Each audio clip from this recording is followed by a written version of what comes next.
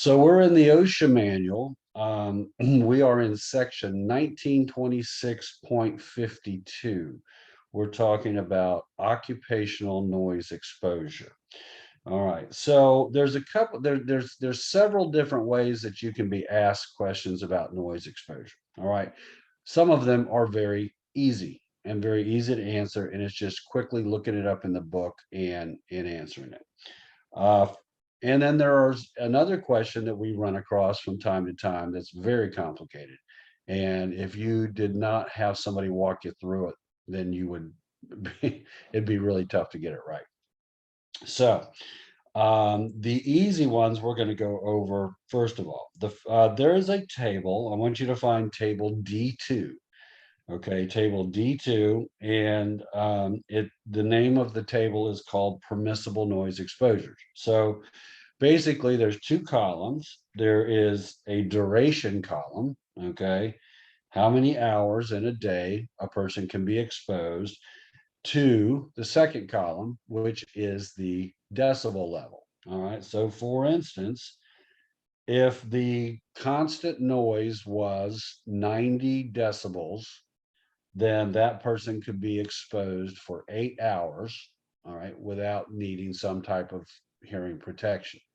As you get up higher, of course, you get up to 100 decibels, and the employee can only be exposed 2 hours, okay, without needing some type of hearing protection. And this is really kind of constant noise is what they're talking about. They're talking about constant noise.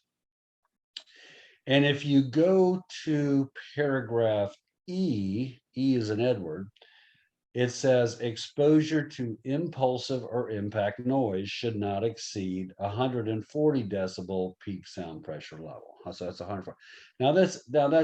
That's an impact noise.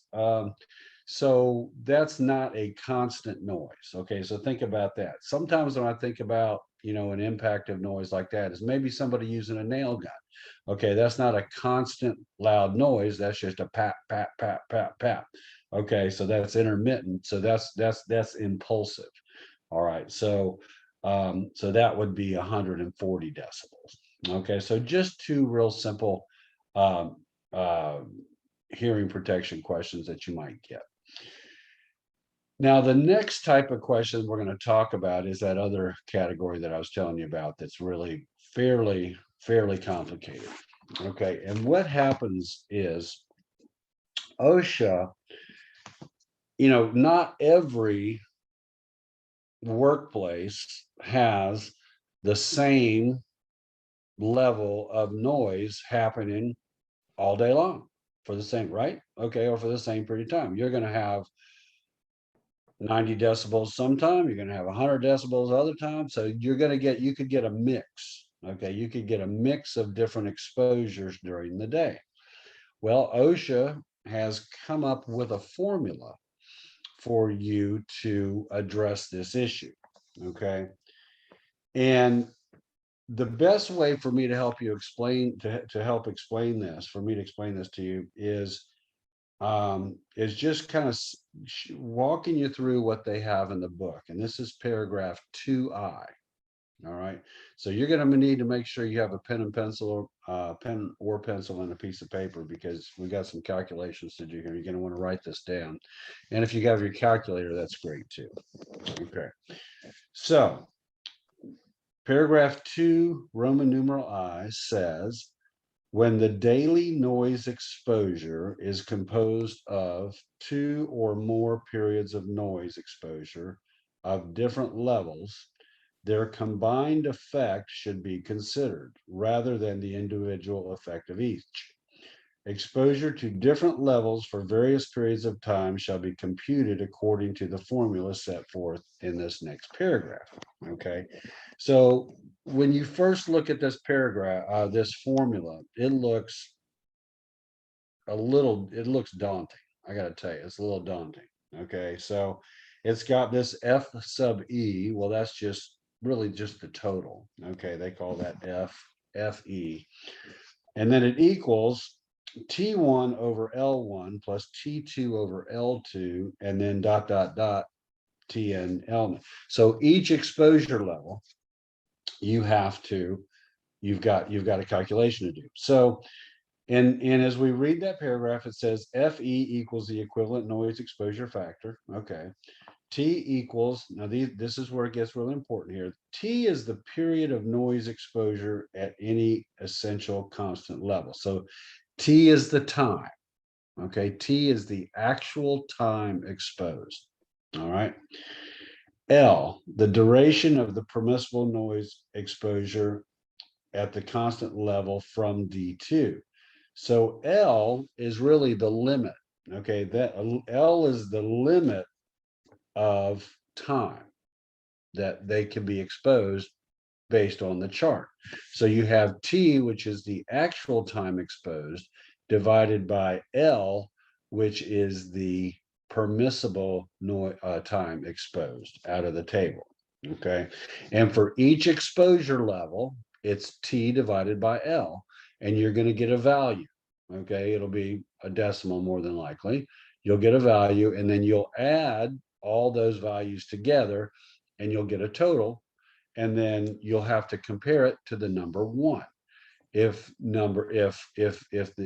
number is less than one, actually, if it's one or less, if it's one or less, then the employee does not need hearing protection. If it's greater than one, then the employee does need hearing protection. Okay. So the next paragraph takes us through a sample problem, and it's very, it's very likely, it is likely that you may have to do a calculation. So it tells us a sample computation showing an application of the formula in paragraph D2II, that's the paragraph we just read, of this section is as follows. An employee is exposed at these levels for these periods. So what they're telling us is we have 3 exposure levels. One employee is exposed 3 different levels. What's this section, Go ahead. what is the section again? 1926.52. Oh, okay. Okay. 1926.52. We're in paragraph 2III right now. Okay. So 2III, a sample so we're looking at this sample computation. All right. And what they're telling us is this employee was exposed to 110 decibels for a quarter of an hour, 100 decibels at a half an hour, and 90 decibels for an hour and a half. All right. So here's the way we figure this out. It's the T, which is the actual time, and it's actually in hours, divided by the allowable time. All right. So it is a quarter, and you can kind of write this, it'd be a good idea to write this down. So it's a quarter divided by, all right. Now, what is the L? What is the L from the table for 110 decibels? Hour. How long? 1/2 hour. Half an hour. Okay, so half goes on the bottom. Okay, sort of like what I have here. I've got a quarter at the top. That's our T for our first exposure level, and our L is a half. Okay, for our second exposure, for our limit for our exposure level. Okay, off the table. So I'm not so good at dividing fractions, and I'm probably guessing that you're not either. It's been a while since we've divided fractions. So what's the best way to handle this, do you think? Change it to multiplication. Okay, how about change it to a decimal, right? Oh, yeah, okay. Yeah, decimals are going to be a whole lot easier. So in decimal, what's 1/4? What's 1 divided by 4? 0.25. 0.25. Okay. And then what's half in a decimal? 0.5. 0.5. Okay. So in your calculator, take 0.25 and divide it by 5. 0.5. 0.5. Okay. So we have 0.25 divided by 5, we get 0.5. 0.5 is the value for the first exposure level. Okay, so let's do the second exposure level. What's the actual time that the employee was exposed to 100 decibels? Oh, no.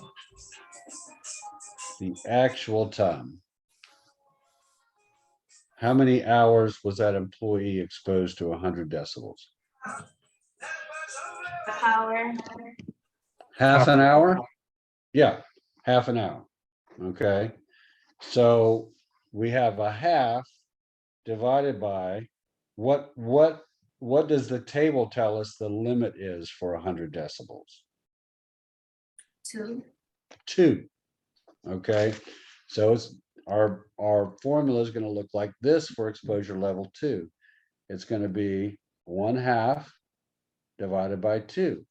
Now we know in decimals, a half is what? 0.5. 0.5. So 0.5 divided by 2 in your calculator is what? 0.25. 0.25. Okay, so exposure level 2 is 0.25. Okay, so, all right, so we have a value for exposure level 1, we have a value for exposure level 2. Now let's get our value for exposure level 3. So what is the actual level of time, actual amount of time that this employee was exposed to 90 decibels? 1.5. 1.5, yeah. And then from the table at 90 decibels, how long can they be exposed? 8 hours. 8 hours, very good. So our fraction is going to look something like this. 1.5 divided by 8. All right, so 1.5 divided by 8 is what? 0.188. 0.188. Did anybody get 0.1875? I If you did, but they yeah. rounded it off. They rounded it off in the book. Exactly right. Okay. So we'll go with 0.8, 0.188, since that's what they did in the book. But in essence, it really was 0.1875. Okay. So when you add 0.5, 0.25, and 0.188, what do you get? 0.938.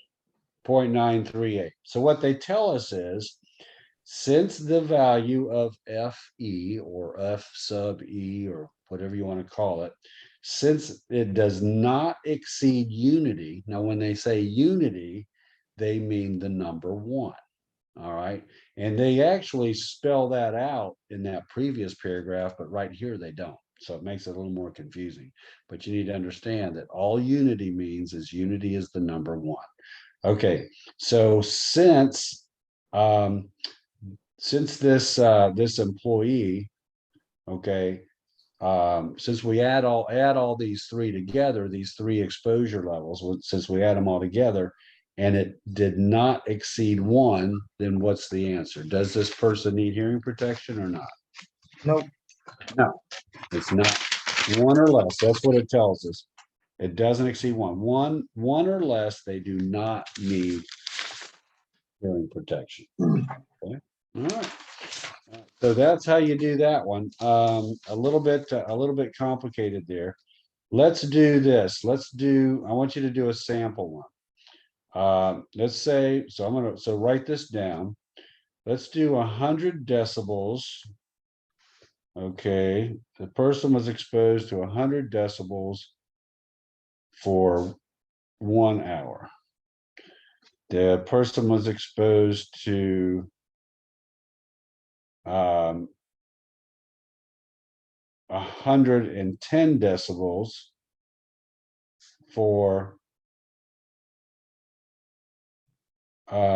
let's see, let's call it a quarter hour, and we're going to go with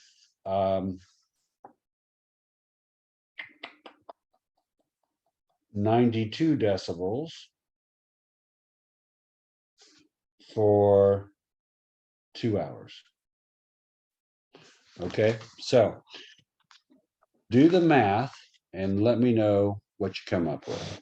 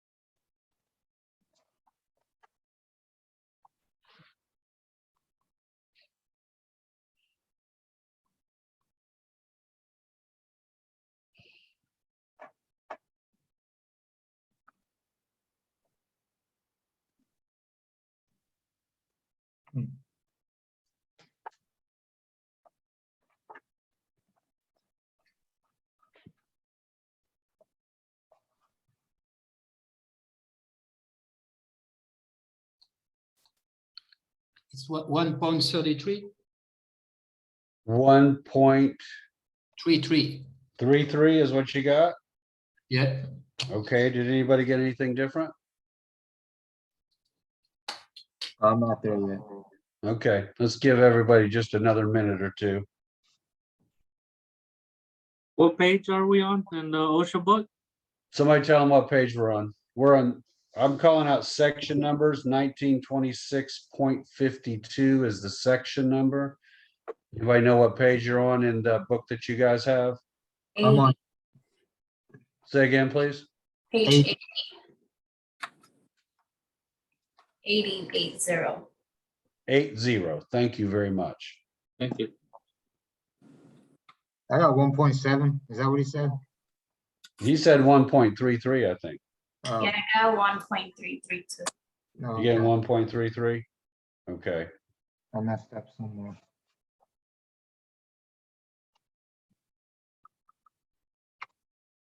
One point three three. Okay. So that was Oh, I see. Okay, I'm good. 2 hours. Either way, you need hearing protection. He needs hearing protection, right? Okay. Yes. Yeah, we should have, on the first one, on 100 decibels, it was 1 hour divided by 2, correct? Yeah. Which would have been 0.5. On the second exposure, that was actually same as the first sample, I believe.